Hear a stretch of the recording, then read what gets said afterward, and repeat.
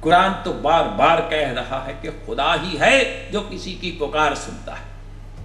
حتیٰ کہ اللہ سبحانہ قرآن کی سورہ فاطر آیت 22 میں اپنے نبی صلی اللہ علیہ وسلم کو ارشاد فرماتے ہیں کہ اے محمد تم ان کو جو قبروں میں مدفون ہیں مر چکے ہیں نہیں سنا سکتے. سورہ نمل آیت 80. اے محمد کچھ شک نہیں تم مردوں کو بات نہیں سنا سکتے.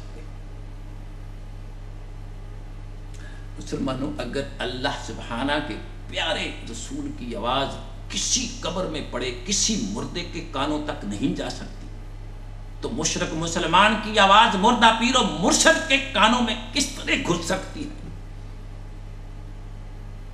لیکن ایک ہم ہیں کہ ہمارے کانوں پر جوں تک نہیں رینگتی اور ہم مسلمان بھی ہیں. ہم اسی لکیر کو پیٹتے جا رہے ہیں جو مذہبی پیشواؤں پیروں مولویوں مجاوروں نے ہمارے دلوں پر نقش کر رکھی ہے. یہی مقام افسوس ہے کہ جب اللہ سبحانہ کا پیارا رسول اپنی مرضی اور اختیار سے کچھ نہیں کر سکتا تو پھر اوروں کا کیا اختیار, پھر کسی بزرگ اور ولی کی کیا مجال کہ وہ خود ہی لوگوں کی مشکلات دور کرے اور ان کو اولاد اور رزق جیسی نعمتیں عطا کرے.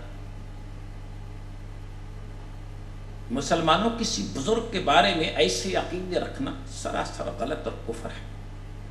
ایمان کے اعتبار سے قرآن کے مطابق ہمارا ایمان یہ ہونا چاہیے کہ ہر کام کا کرنے والا صرف اللہ سبحانہ و تعالی ہے. ارے کسی بزرگ اور ولی کو تو کیا قرآن کسی نبی کو بھی یہ مقام نہیں دیتا.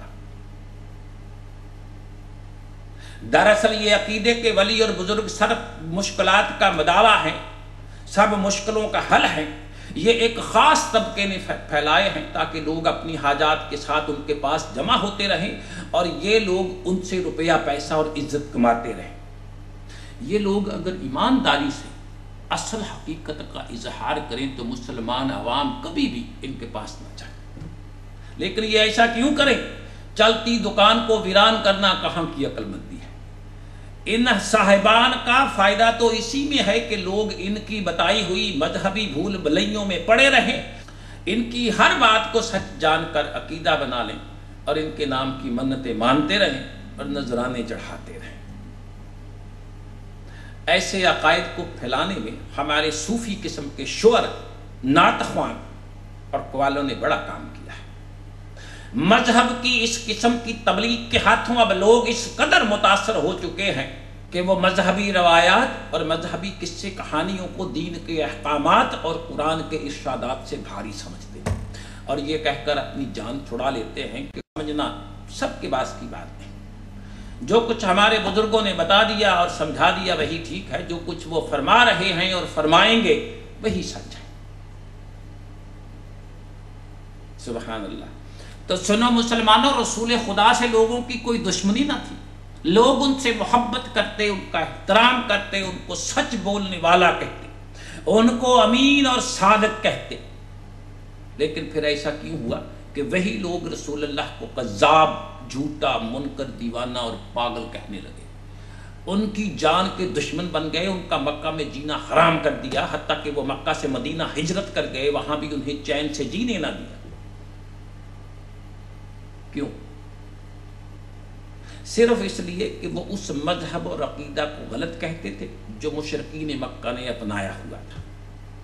ان کے پاس بھی تمہارے جیسی یہی دلیل تھی کہ یہ تو ہمارے بزرگوں کا دیا مذہب اور عقیدہ ہے اور یہ رسول ہمارے بزرگوں کا گستاخ اور منکر ہے.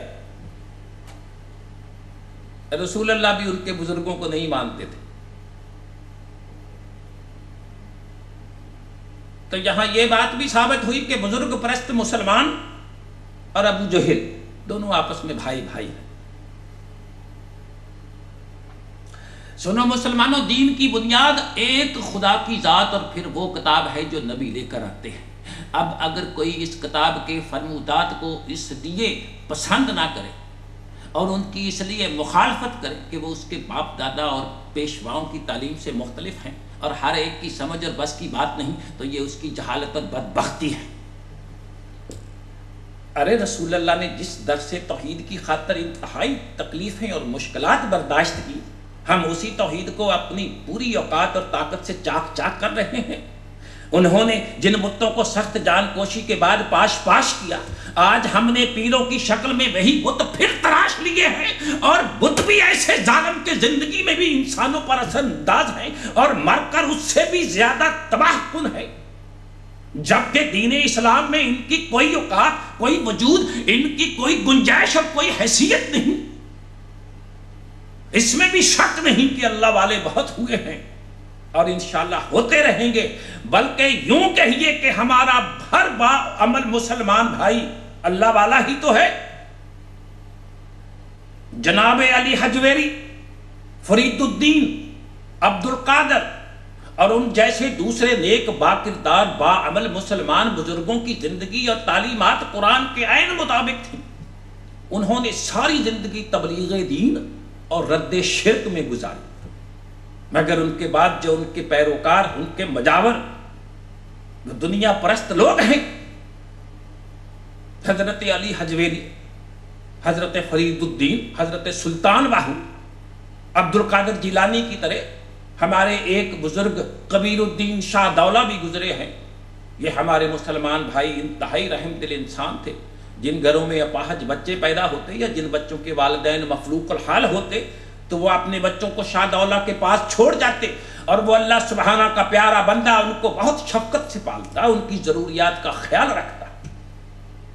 مگر جب شاہ دولہ فوت ہو گئے تو ان کے بیکار بے روزگار مریدوں اور شاگردوں نے یہ بات اڑا دی کہ جس عورت کو اولاد نہ ہوتی ہو، اگر وہ یہ منت مان لے کہ پہلا بچہ بطور نذرانہ دربار میں پیش کرے گی تو اس سے نہ صرف اس کے ہاں اولاد ہونا شروع ہو جائے گی بلکہ ہمیشہ نرینہ اولاد ہوتی رہے گی۔ چنانچہ ضعیف الاعتقاد، کمزور ایمان مسلمان عورتوں نے ایسی ہی منتیں ماننا شروع کر دی۔ چنانچہ جب پہلا بچہ یہاں پہنچا دیا جاتا تو یہ لوگ اس کے سر پر لوہے کی ٹوپی پہنا دیتے جس سے اس کے سر اور منہ کی شکل بگڑ جاتی۔ پھر یہ لوگ اپنی عیش و عشرت اور تماش بینی کے لیے اس سے بھیک منگواتے۔ یہی بچے آج عرف عام میں شاہ دولہ کے چوہے کہلواتے ہیں۔ بعض جگہ تو یہ ظلم بھی ہو رہا ہے کہ لوگ معصوم بچوں کی صورتیں بگاڑ کر ان کے جسموں کو داغدار کر کے، ان کو اپاہج کر کے، پنج تن پاک کے متولی بنا کر، نظر اللہ نیاز حسین کے کلمات رٹا کر ان بچوں سے بھیک منگواتے ہیں۔ یہ ہڈ حرام مذہب فروش پیشہ وروں کا ایک خاص طبقہ ہے جنہوں نے بزرگوں کی قبروں پر آستانے بنا کر ان سے وہی فائدے اٹھانے شروع کیے ہیں جو پنڈت بتوں اور مندروں سے اٹھاتے۔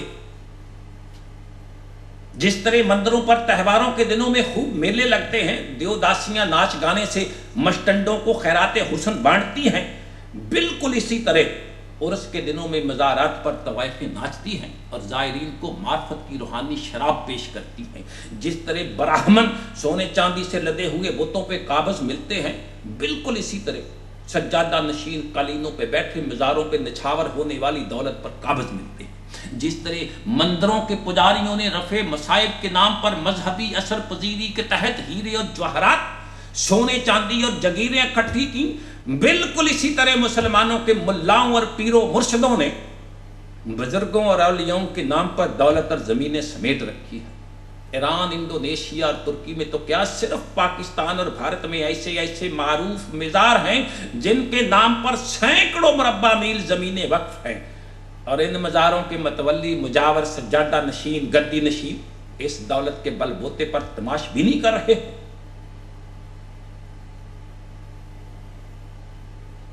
مسلمانوں، قرآن تو بار بار کہہ رہا ہے کہ وہ خدا ہی ہے جو کسی کی پکار سنتا ہے، جو کسی کی تکلیف دور کرتا ہے، جو کسی کو رزق اور اولاد دیتا ہے، جو کسی کی دعا قبول کرتا ہے، جو کسی کو عزت یا ذلت دیتا ہے، جو کسی کو صحت یا بیماری دیتا ہے، جو کسی کو زندگی یا موت دیتا ہے۔ لیکن یہ خانقاہوں والے کہتے ہیں نہیں، یہ سب تو ہمارے مردہ اور زندہ بزرگوں کے اختیار میں ہے، جبکہ کسی انسان کے بارے میں یہ عقیدہ رکھنا محض مسلمانوں شرک ہی نہیں، سراسر کفر ہے۔ کسی بزرگ کو تو کیا، قرآن کسی نبی کو بھی یہ مقام نہیں دیتا کہ وہ یہاں کا داتا رازق یا رزق رساں ہے، یا وہ خدا سے زیادہ طاقتور ہے کہ خدا تو بیڑی ڈوب رہا ہے اور وہ بیڑی تار رہا ہے۔ مسلمان ہمارے ایمان اور قرآن کے بیان کے اعتبار سے سب سے زیادہ معتبر، خدا کا دوست، خدا کا ہمراز، خدا کا ولی، خدا کا پیارا، خدا کا لاڈلا اور چہیتا بندہ اگر کوئی ہے تو وہ محمد رسول اللہ صلی اللہ علیہ وسلم ہے۔ اب اگر رب العزت نے اپنے پیارے رسول اور اپنے حبیب کو کوئی طاقت دی ہے تو ان کے بعد آنے والے بزرگوں کو بھی ہو سکتا ہے بل گئی ہو۔ اگر اللہ سبحانہ نے اپنے لاڈلے رسول کو وحدت الہی میں شراکت نہیں ڈالنے دی، کائناتی نظام میں کوئی حصے داری اور طاقت نہیں بخشی، تو پھر اس کے بعد آنے والے بزرگوں میں ایسی طاقت کا آنا محال ہے۔ دعوت خیر ہے، آئیے دیکھتے ہیں اس بارے میں اللہ سبحانہ کا جواب سنتے ہیں۔ سورہ جن آیت 24، اے محمد صلی اللہ علیہ وسلم کہہ دو کہ اگر خدا تم لوگوں کو نقصان پہنچانا چاہے یا تمہیں فائدہ دینے کا ارادہ کرے تو کون ہے جو اس کے ارادہ کو بدلے یا کسی اور بات کا اختیار رکھے۔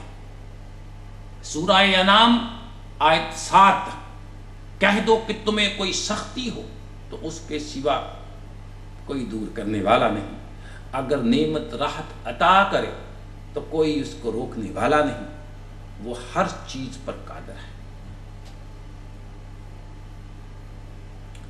مگر شیطان فطرت مسلمان انسانوں کی مذہبی اثر پذیری سے اب بعض مسلمان تو اس قدر متاثر ہو چکے ہیں کہ انہیں اپنے بزرگ قرآن میں اللہ سبحانہ کے ارشادات سے زیادہ بھاری نظر آ رہے۔ سورہ البقرہ آیت 23 اور آیت 48 کے اعتبار سے جب انہیں کہا جاتا ہے کہ اس دن سے ڈرو جب کوئی شخص تمہارے کام نہ آئے گا، نہ سفارش قبول ہوگی، نہ معاوضہ لیا جائے گا، نہ کوئی امداد ملے گی، تو جواب ملتا ہے کہ جن کا بزرگوں پر ایمان نہیں، جو بزرگوں کے منکر ہیں، انہیں واقعہ ہی کوئی امداد نہیں ملے گی، لیکن ہمارا تو ایمان ہے، ہم تو بزرگوں کو ماننے والے ہیں، ہمارے بزرگ وہاں ہماری سفارش کریں گے، اس لیے ہماری سفارش وہاں ہوگی جو اللہ کو قبول کرنی پڑے گی۔ سبحان اللہ، استغفر اللہ، انا للہ و انا الیہ راجعون۔ مسلمانوں سنو اور غور سے سنو، یہودیوں، عیسائیوں، سبائیوں، سابیوں، ہندوؤں اور سکھوں کے پاس تو کوئی ایسی غیر متبدل تبدیل شدہ الہامی مصدقہ آسمانی کتاب نہیں جس سے تصدیق ہو سکتی کہ ان کے مردہ یا زندہ بزرگ، دیوی یا دیوتا، گرو، کسی قسم کی کوئی روحانی آسمانی طاقت رکھتے بھی ہیں یا نہیں۔ ان کی روحوں اور بدروحوں کو خوش کر کے پوجا پاٹ کرنے والوں کو کچھ حاصل ہو سکتا ہے یا نہیں، اس لیے ان کی تو تمام خوش فہمیاں ختم ہی نہیں ہو سکتی۔ لیکن ہم مسلمانوں کے پاس تو ایک بڑی عظیم کسوٹی قرآن کریم والفرقان حمید موجود ہے، جس سے ایک لمحہ میں کھرے کھوٹے کی پہچان ہو جاتی ہے اور یہ بآسانی پتہ چل جاتا ہے کہ زندہ یا مردہ، نیک کردار بزرگ، نبی یا ولی کسی کی کس حد تک سفارش، فریاد رسی اور مشکل کشائی کر سکتے بھی ہیں یا نہیں۔ اب اگر یہ عظیم کسوٹی قرآن کریم اس بات کی نفی کر دے کہ اللہ وحدہ لا شریک کے سوا کسی میں کوئی طاقت نہیں، تو پھر آج کے ان متولیوں، مجاوروں، پیروں، فقیروں، درباروں اور آستانوں کو یہ کہنے میں کوئی گستاخی نہیں کہ یہ سب دربار اور آستانے سامان تاش حاصل کرنے کے ادارے اور سادہ لو مسلمانوں کو مشرک اور گمراہ کرنے کے اڈے ہیں۔